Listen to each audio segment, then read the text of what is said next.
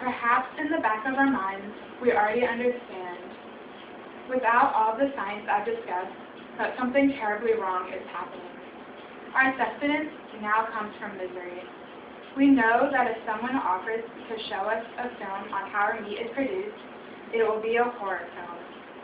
We perhaps know more than we care to admit, keeping it in the dark places of our memory, disavowed.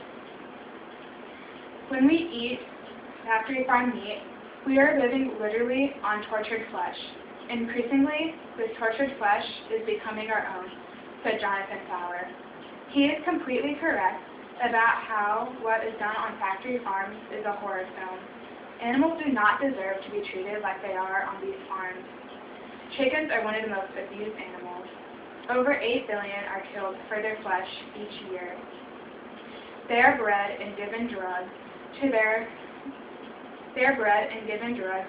to make them grow larger very quickly.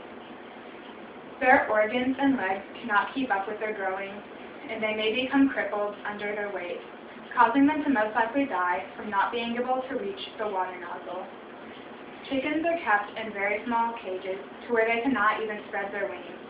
This is also a problem with all the other animals, too. Their beaks are also broken, so they cannot peck at each other.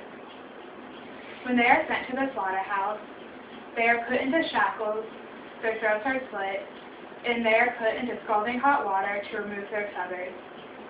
Most chickens remain conscious when their throats are slit, and if they survive that, they are scalded to death in the water. Cows do not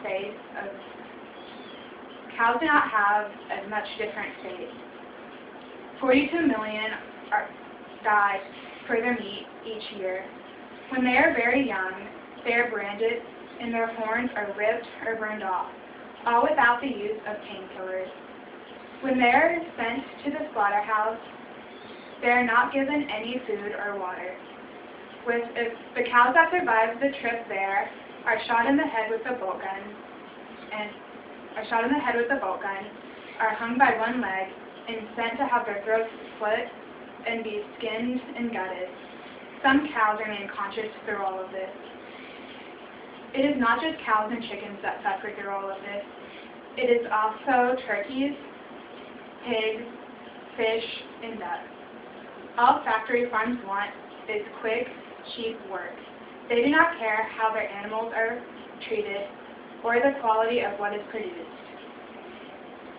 Because of how quickly they try and get work done, workers often cut themselves on the machine and bleed over the meat, and manure is left on them.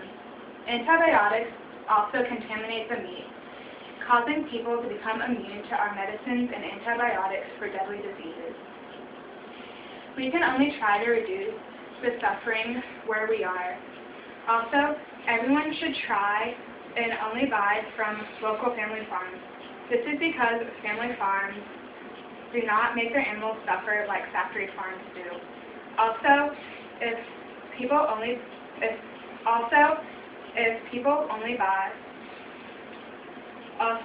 no one buys factory farm products, they will no longer have any business and will shut down. No animal deserves to be treated like this. No animal deserves to be treated like they are on factory farms. George Orwell said in his book, Animal Farm, Man is the only creature that consumes without producing. He does not give milk. He does not lay eggs. He is too weak to pull the plow. He cannot run fast enough to catch rabbits. Yet, he is the lord of all animals. If we cannot produce anything, we can at least help the ones who do.